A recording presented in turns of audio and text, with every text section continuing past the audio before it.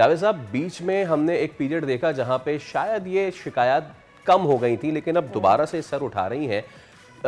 96 cases अब तक report हो चुके हैं। कितनी सीरियस ये मामलात हैं और क्या हो रहा है, जरा बताइए हमें। भत्ते की पर्चियां आ रही हैं दोबारा से? बिस्मिल्लाहिर्रहमानिर्रहीम। देखिए, ये कंप्लेन पिछले 1 से 1.5 महीने से शुरू हुई है और हमारे पास कंप्लेन आती रही और हम आगे जो है तमाम जितनी भी सिक्योरिटी एजेंसीज हैं उनको फॉरवर्ड करते रहे, उनसे मीटिंगें भी की, उन्होंने कुछ एक्शन भी किया। उस एक्शन के कोई रिजल्ट्स अखबार में भी नजर आए हैं।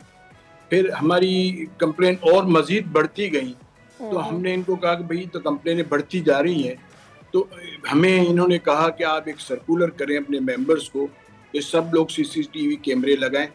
और हमने सर्कुलर किया और सर्कुलर जो है वो सोशल मीडिया में भी बहुत चला। उसके बाद मजीद और कंप्लेन आनी शुरू हुई और ये हमें ट्रेडर्स की तरफ से भी आई हैं, इंडस्ट्रीज की तरफ से भी आई हैं और बिल्डर्स की तरफ से भी आई हैं और कराची के मुख्तलिफ इलाके के ट्रेडर्स, मुख्तलिफ इलाके के इंडस्ट्रीज और मुख्तलिफ इलाके के बिल्डर्स ने हमें कंप्लेन की है। और हम कंटिन्यू तमाम एजेंसीज और गवर्नमेंट को भी नोट करा रहे हैं और इस पे गवर्नमेंट ने और एजेंसीज ने कुछ एक्शन लिए हैं जो अखबार के अंदर नजर आ रहा है। सही। अच्छा जावेद साहब, ये भत्ते वाली बात आप भी इसके विटनेस होंगे खुद भी कि एक टाइम पर ये गायब हो गया था। जिस तरह से हमारी सिक्योरिटी फोर्सेस ने पाकिस्तान में ओवरऑल और ख़ास तौर पर कराची के ताजरों के लिए काम किया, हमें ये नहीं नज़र आया। लेकिन अब ये वापस आ रहा है। कभी आप लोगों ने खुद इसको फिगर आउट करने की कोशिश की कि ये ऑल ऑफ अ सडन कैसे वापस आ गया है और कौन इसमें मुलव्वस हो सकता है?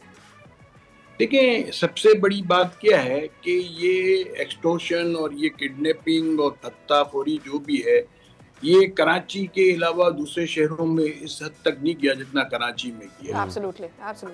ठीक है ना।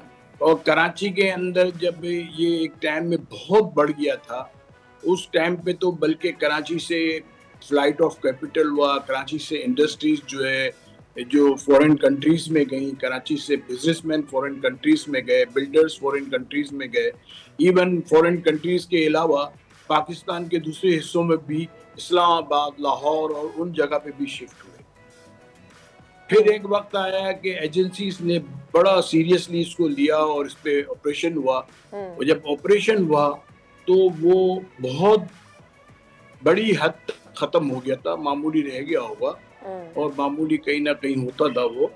मगर अब इसका परमानेंट हल जो है वो ये है कि सिटी प्रोजेक्ट बनाया जाए। सेफ सिटी प्रोजेक्ट पाकिस्तान के कई शहरों में हो गया है, बलूचिस्तान के कई शहरों में हो गया है, पंजाब के कई शहरों में हो गया है।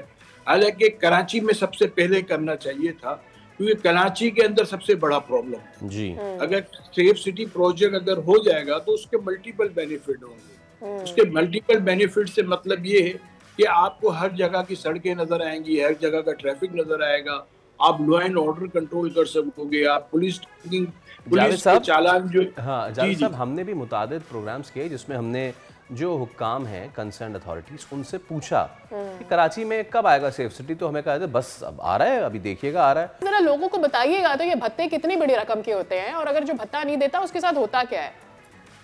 देखिए, ये मुख्तलिफ रकम के होते हैं, समझे। उसमें डिपेंड करता है कि बिजनेस ट्रेडर्स किस साइज का है या बिल्डर्स किस साइज का है, उसके हिसाब से वो डिमांड करते हैं।